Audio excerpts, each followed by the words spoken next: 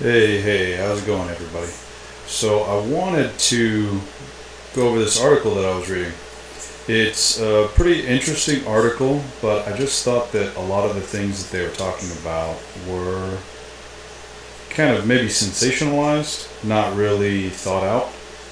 Even though they do cite a lot of people that have some experience in, say, for instance, um, biological evolution. Um, but let's just quickly go over some of this stuff. So the title of the article is "Kids Born on Mars After Elon Musk's SpaceX Missions Would Have Brittle Bones, Weak Eyesight, and Green Skin Tone." So let's just go look at this really interesting graphic they have. They have a kind of like a guy with green skin, a little guy, and his skin is translucent.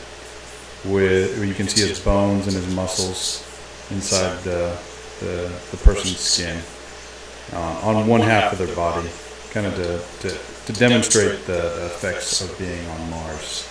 So I kind of went through some of this stuff pretty quickly to get some more insight on some of their arguments, some of the things that they're talking about, but I just wanted to quickly go over a few of those. So one of the big things that they talked about was poor eyesight.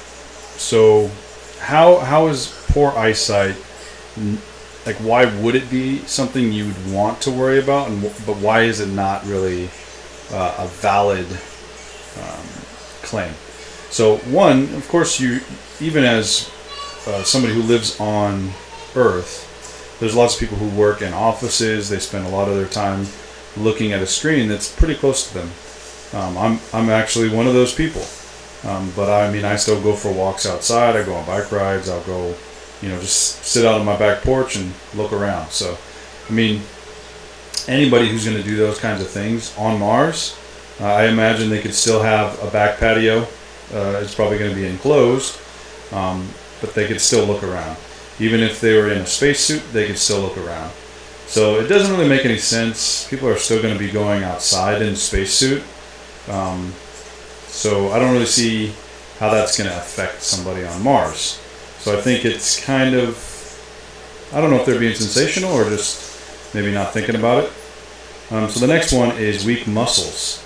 So why would somebody have weak muscles on Mars? Well, the gravity is 38% less. So there's 38% less gravity. So this is a lot different than space, because we know what happens when there's absolutely no gravity. In space, astronauts, they lose quite a bit of their bone density, and some of it they can never get back, is what I've read. If they've been in the space station for more than a year, they're going to lose a lot, like, what was it, 25% up to 50% of their bone density, and 25 of that percentage will probably not come back, is what they were saying. So that it is a real concern, and that's one of the reasons why I don't really understand why we haven't developed some kind of artificial gravity on the ISS. I don't think it's really that complicated to do. I mean, it is a moving part, so it has its own inherent risks with that. But it's a well thought of idea. A lot of people have gone into looking at that, and that's going to increase the gravity on the space ISS. So no matter where they are, they could be in their sleeping quarters, they could be, in the exercise room, the cafeteria, wherever. But I mean, this would require a much larger facility and a much different design than what we have right now. ISS is not. It's not.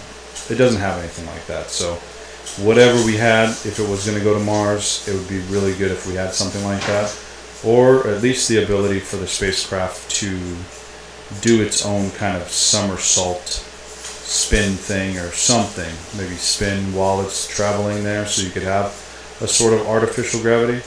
And then when you're inside the crew area, have everything oriented away from the center, so it's like it's just made for you to look up towards the middle to see things. It would be kind of weird, from our perspective as Earthlings. But yeah. So one of the guys that they're quoting is Scott Solomon. And Scott Solomon is the creator of this book here, Future Humans, Inside Science of Our Continuing Evolution. So it looks really interesting, like a really cool book. I do want to read it. But some of the things they're quoting, they might be quoting, they might be mischaracterizing what he was saying inside the book. I'm not really sure because I haven't read that book. But they say this evolutionary change is what would happen much quicker than they would on Earth because of the vast changes in lifestyle, gravity, and radiation. So this is part of the weaker bones, and then the other part is the altered skin tone. So they're talking about the radiation. So this is potentially possible, but highly unlikely to be something experienced for a long time, as evolution doesn't occur that quickly. So even if I, like me, for example, if I go to the equator and I live somewhere close to the equator, my skin isn't automatically going to become brown within 1 or 2 generations. I'll get a skin tan, but my kids might only have marginal increases in melanin, which is one of the components inside of our bodies that helps block against this UV radiation. So it would likely increase, but I just don't think it would increase as quickly as they're claiming in this article. And so the Martian atmosphere does lack a global magnetic field. That's true. That's one of the reasons why I believe the radiation amounts for Mars is quite high, at least compared to the Earth. You can see with this kind of heat map. So this is 10 rem all the way to 20 in some of the red areas. So we're definitely going to want to be in the cool areas, which also means it's probably going to be much colder, or we're going to have very good shielding for our spacesuits and our habitats. So that's just something to keep in mind. I'll go over more of that in a second. So if we go on to read, they say something about we would have darker skin tone and possibly see pigmentations that we've never seen. So yeah, that's kind of cool. We might. I'm not really sure if that's true. I don't really look into that source too much to see if that was true. But I think it's kind of just like a funny thing to say, like little green men. I think that's the only reason they brought it up and said that. It doesn't seem like they were actually saying that's scientific, like it's something that's backed by science, because there's some different wavelength and it's going to be in higher amounts, so your skin is going to turn green. I don't think they said that. I think it's kind of a funny thing to draw people into the article. So the next one is brittle bones. And brittle bones, this is again talking about the same effect felt from lack of gravity. One of the methods that help promote healthy bone density when astronauts are on the ISS is to exercise. If the gravity is 38% less, you would only need to wear 38% more weight on your body when exercising. Or potentially you could just have a weighted vest on, and maybe weighted armbands and weighted leg straps, and you just wear them all the time. You wear them anytime you're going anywhere. So then if you did want to go back to Earth in 10-20 years, you're not going to experience as much of a change. Now this is going to greatly depend on your means of travel from Earth to Mars and back again.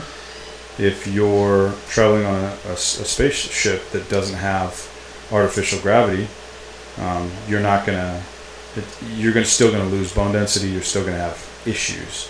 So that's something to keep in mind. But I don't think it's like a guaranteed thing. This is definitely something that's within the means of our capabilities of our civilization today. So the next thing, which is something I kind of wanted to go into more depth on, was the increased exposure to radiation. So this is kind of a part of the whole skin turning green thing, but I just wanted to go into further depth on this because it is kind of interesting. So the average human exposure on Earth is anywhere from 350 to 620 mrem.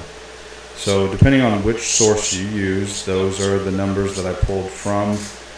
One was here, and this is a government website, United States Nuclear Regulatory Commission. So this is kind of some of the things that they say. The average annual dose per person for all sources is about 620 ml. So this is just the average.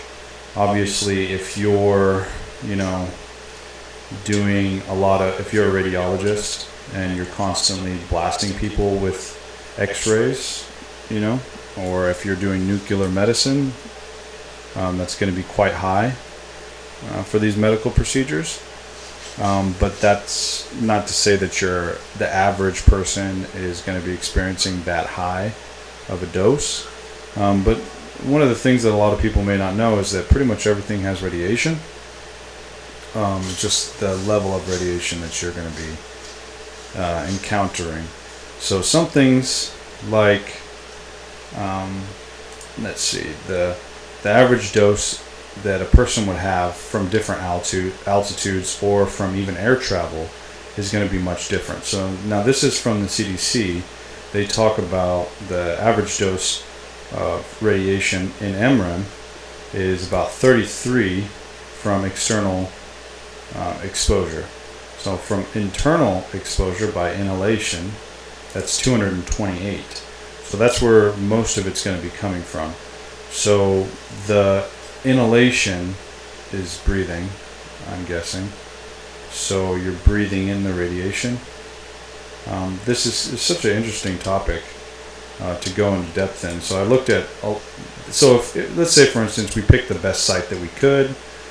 We got this cold region here on the edge or something, and made it so we could maybe travel out of the cold regions to some hotter regions, or higher radiation regions, and then that would enable us to avoid some extra radiation, so it wouldn't have to be as much of a risk, because this would put us into 1000 mrem or 10 rem. So it's still, like, I have this little calculator here. So 1000 mrem is just one rem, so it would actually be 10,000 mrem would be 10 rem. So it's quite high, and much higher than a normal person would be in contact with on Earth. So all of our habitats would need to shield against this. All of the spacesuits would need to shield against this. And I mean, the SpaceX spacesuits, they do shield against it. And you can see that they have radiation protection in the 3D printed solar helmet, space helmet. And of course, it's all woven in through the spacesuit itself. They talk about how it's all part of the radiation protection. So a spacesuit will regulate air pressure, provide oxygen, stabilize temperature, as well as deflect cosmic radiation. So these are all things that a spacesuit will undoubtedly have. So it's not, I wouldn't say it's unheard of. It's definitely a big concern, but it's not something we'll need to concern ourselves with as much as they're claiming. So you will have increased exposure to radiation. You will likely not experience increased radiation exposure because the habitat will provide extra radiation protection, and your spacesuit will as well. So these are all things to consider. I suppose if you're in the running for being on Mars, you're a young person and you're thinking about doing that in the future. Here's an example of an astronaut doing an exercise, and this exercise is quite the contraption. I imagine it's trying to increase the impact load of the arms here and the chest, so that your bones will remain dense, because that's one of the ways that you can increase your bone density. In fact, as soon as you hit 30, they tell people to exercise with high impact exercise, you're actually supposed to do it before then, because whatever bone density that you have at 30, it will only start to decrease at that point. So you increase your bone density getting up to that age, and then at that point you're kind of stuck with what you got, and it will only decrease from there. For the average human, I guess, is what I've read. So the next piece of interesting information that they talked about was a weak immune system. So the average, I think this is false, because the average colony size and a consistent amount of biological activity will be present in the habitat. And as new astronauts arrive and shipments of goods needed to survive arrive, we have no reason or need to sterilize absolutely everything. While living in the habitat, your immune system might decrease somewhat, but that isn't entirely accurate, that it's going to be so weak that you wouldn't be able to survive on the Earth. Because it's probably a little bit different than living on the ISS, where you try to make things as clean as possible, because this is like a very it's a very expensive venture, and they want to do the best that they can. Likely in the SpaceX Mars mission, they're going to want to be sending Mars flights all the time. Over time, it should have many missions. It takes, I think, about 6 months to get there from the closest place that the Earth is at. So it's going to be, every 6 months you're going to be inundated, potentially, if they're doing it at that rate, with more biological activity. In the habitats, you could have plants, you could have even animals, you could have other humans inside the habitat. There's no need to sterilize all of the surfaces so you can kill those germs. You'll kind of want to cultivate some of those germs. And I know that's kind of counterintuitive in the days of COVID, where everybody wants to sterilize everything. But when I was growing up, one of the things that a lot of mothers did was they would expose their children to, say, for instance, the chicken pox, or if some other kid got a cold, they would expose their kid to the cold, so that their kid would build up their own immunities and be stronger. And that's kind of what you would want to do in this instance too.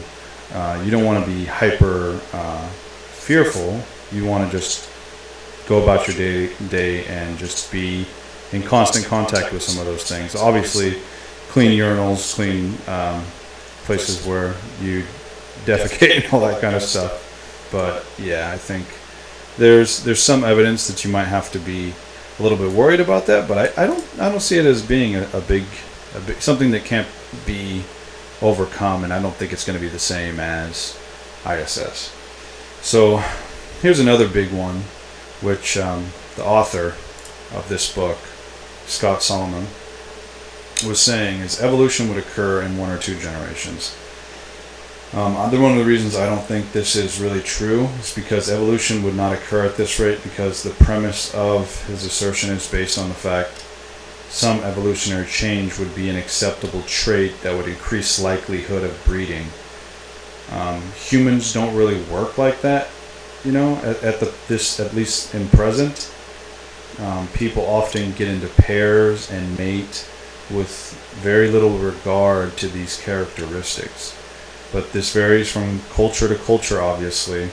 I just think, kind of overstating it, this isn't like a petri dish where you introduce a change and then everybody follows suit. These are independent agents with their own kind of desires that are placed on them from culture. So somebody might like somebody else simply because the way that they think, or their muscles. Sometimes silly things like they make the other person laugh. So these are all intelligent kind of characteristics that humans have, and when they see another human, these are the reasons why they choose to mate with another human. I really, unless it's far off into the future when this starts to happen, from my understanding of what they said inside of this article was that it would take 1 to 2 generations. So the Martians go there and all of a sudden it's like, oh, you have green skin, let's that's super attractive, and you're going to survive really well here. That means I want you to be my mate. I know this is kind of strange language to use in this kind of terminology, but I think it kind of puts it in perspective. It doesn't really make much sense to me. I don't see people reacting that way. They don't act that way now, so why would they act that way in Mars? Obviously, being able to survive on Mars might change people's perspectives on things and create a whole entirely new culture. That's possible, but I still don't see people changing that much. That's what I think about that. And the last piece was something that Jeff Bezos supposedly said. He was, I guess, riffing on Musk's idea that people want to go to Mars. And he said, "My friends who want to move to Mars, I say, do me a favor. Go live on the top of Mount Everest for a year first and see if you like it, because it's a garden paradise compared to Mars." So this is kind of funny because, Mount Everest is cold, and it's remote, but comparing it to Mars, psychologically for the people that do want to go to Mars, it's not the same thing. Mount Everest, I'm not going to say it's easy, but it's a well-traveled path. Many people have conquered at Mount Everest, so that desire to go and conquer something, to go and, have experiments there or live there permanently, you're going to do it for more reasons than purely your survivability or how nice it's going to be. You're not going to do it just because it's it's easy. There's lots of people who do things because it's easy, but not everybody just does things because it's easy. And so here's some of the biggest difference that I see. I think the biggest difference will be the tens of goods being delivered. So obviously Mount Everest, they have helicopters that come and they drop off supplies. Sometimes they go pick people up who can't make it or they're having medical problems. But this is going to be a lot different than, Mars, where you have habitats where you can be comfortable.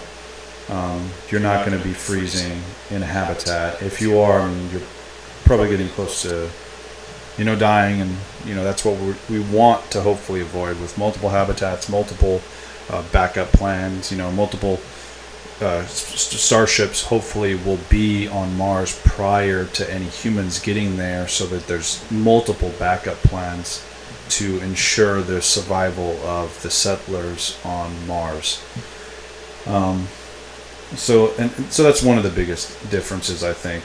And the other biggest difference is you're going to have all this really advanced technological equipment, literally a spacesuit that's going to help keep your body temperature, at a comfortable level. When you're walking around in a spacesuit, you're going to be, relatively comfortable. I would say you're probably going to be colder on Mount Everest than you are in a spacesuit, just because it has all that extra insulation to keep you warm. It's all over your head with a space helmet. Even when you're on Mars, you're gonna have to wear that when you go outside. So, not really a good comparison. I think there's probably not going to be a time, unless it's a catastrophic failure of some system, and then you have to evacuate and go to your backup plan B or plan C or however it works. You're not going to experience those kind of extremes that you would on Mount Everest. So, So I think all those things are the main reason why you would want to go to Mars is exactly what Elon Musk has said. You want to expand the scope and scale of human consciousness. So if you're going to expand the scope and scale of human consciousness, that's one of the primary reasons why you think the entire idea of this is a good idea. Obviously, there's going to be challenges. There's going to be challenges just like when anybody traveled to a distant, far-off land with technology that was in its infancy and rapidly being developed. But, we do know how to make, pressurized, protective suits. We know how to make habitats.